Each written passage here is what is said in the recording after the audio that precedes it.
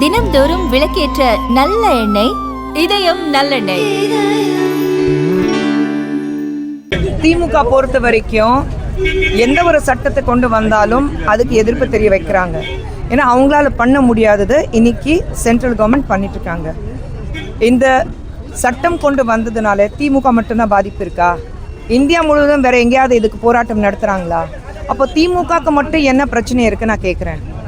திமுகக்கு மட்டும் ஏன் பிரச்சனை இருக்குது? மற்ற மாநிலத்தில் போராட்டம் நடத்துகிறாங்களா? எதிர்ப்பு தெரிய வைக்கிறாங்களா? இல்லை. அப்போ இதில் தெளிவாக தெரியுது அவங்க அரசியல் மட்டும்தான் பண்ணுறாங்க. தோல்வி பயம் அவங்களுக்கு எப்போவும் வந்துச்சு. அடுத்த தேர்தலில் நிச்சயமாக நாங்கள் ஜெயிக்க போகிறதில்ல. இந்த தேர்தலில் திமுகவுக்கு மிகப்பெரிய ஏமாற்றம் இருக்குது. அது முதலமைச்சர் ஸ்டாலின் அவர்களுக்கு நல்லா தெரியுது. திமுகவில் இருக்கிறவங்கள அத்தனை பேருக்கு தெரியுது. அதனால தான் இந்த மாதிரி செயல் பண்ணுறாங்க. சரி, இன்னைக்கு நான் காலையில் வந்து போராட்டம் நடத்துனாங்கல்ல, நீங்களும் நான் சேர்ந்ததானே பார்த்தோம். பிளாஸ்டிக் பேண்டாக இருக்குல்ல, லைட்டர் வச்சுட்டு பிளாஸ்டிக் தானே ஏற்றுனீங்க. முதலமைச்சருக்கு அது கூட தெரியாது பிளாஸ்டிக் பேன் இருக்குது. இந்த லட்சணத்தில் நீங்கள் மாநிலத்தை காப்பாற்ற போகிறீங்களா? ஒரு பேசிக் காமன் சென்ஸ் இல்லாமல் நீங்கள் வேலையை செஞ்சீங்கன்னா அப்போ மக்களுக்காக என்னத்தான் போராடுறீங்க? சும்மா ஒரு ஃப்ரண்ட் பேஜ் நியூஸ் இருக்கணும், பாருங்கள் மக்கள் ஏமாத்துறதுக்காக. நான் பாருங்கள் உங்களுக்காக நிற்கிறேன்னா. ஒரு basic common sense, plastic is banned. பிளாஸ்டிக்கே நீங்கள் பற்ற வைக்கிறீங்க. லைட்டர் வச்சுட்டு நீங்கள் பற்ற வைக்கிறீங்க. அப்போ இதுலேயே அவங்களுடைய செயல் எப்படி இருக்குது, மனநிலை எப்படி இருக்குது யோசிச்சு பாருங்கள். மகளிர் இடஒதுக்கீடு என்ற பேரில் மத்திய அரசு மறுவீர் சீரமைத்து கொண்டு வருவதில் நடிகர் கமல்ஹாசன் கருத்தை பதிவு செஞ்சது. இதை பற்றி உங்கள் கருத்து என்ன? அவர் பேசுவாருங்க. அவருக்கு வந்து திமுக தான் பதில் சொல்லணும். கமல் சார் அவர்களுக்கு அவர் இந்த தேர்தலில் போட்டியிடல. ஸோ அவர் பற்றி பேசணும்னு அவசியமே இல்லை. கடந்த கால சில நாட்களாக மாநிலங்களாக திமுக வந்து பாஜக கடுமையாக விமர்சனம் பண்ணுறது, பாஜக வந்து திமுக கடுமையாக விமர்சனம் பண்ணுறது. ஆனால் திமுக சில இடர்பாடுகள் ஏற்படும் போது கனிமொழி எம்பி வந்து டெல்லியில் போய் தன்னுடைய கருத்தில் போயிட்டு சரி செய்யப்படுது. இதை எப்படி பார்க்குறீங்க? இல்லை, இன்றைக்கி இருக்கிற காலத்தில் நீங்கள் பார்த்தீங்கன்னா திமுகலேருந்து எல்லாரும் வந்து மூத்த தலைவர்கள் பார்த்துட்டு தகாத வார்த்தையால் பேசுகிறது அது பழக்கமாகி போச்சு. அவங்களுக்கு கேட்குறதுக்கு ஆள் இல்லை, அவங்க நினச்சிட்ருக்காங்க.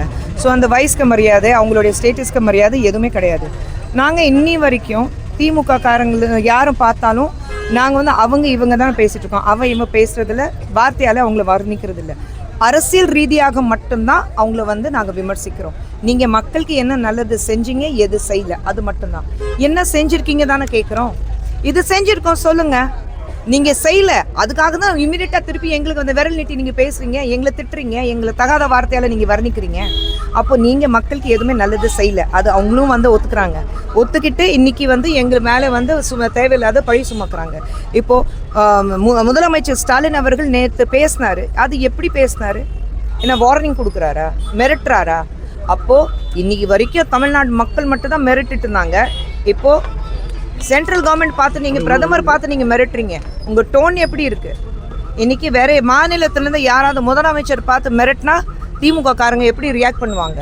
நாங்கள் இன்னும் ரியாக்ட் பண்ணலை. ஏன்னா எங்களுக்கு சொல்லி கொடுத்தது மரியாதை, சரிங்களா? ஆனால் சுயமரியாதை சொல்லி கொடுத்தவர் டாக்டர் கலைஞர் அவருடைய ஆட்சி இருக்கும்போது இன்னைக்கு சுயமரியாதை மறந்துட்டு இந்த மாதிரி அவங்க வந்து தகாத வார்த்தை, ரொம்ப கேவலமான வார்த்தைகள் பயன்படுத்திட்டு முதலமைச்சர் மட்டும் இல்லை, சுற்றி இருக்கிற அத்தனை பேரும் இந்த மாதிரி பேசும்போது டாக்டர் கலைஞருடைய திமுக எங்கே இருக்குது, எங்கே வந்து அவருடைய சேர்த்து புதைச்சி இவங்க வச்சுருக்காங்க.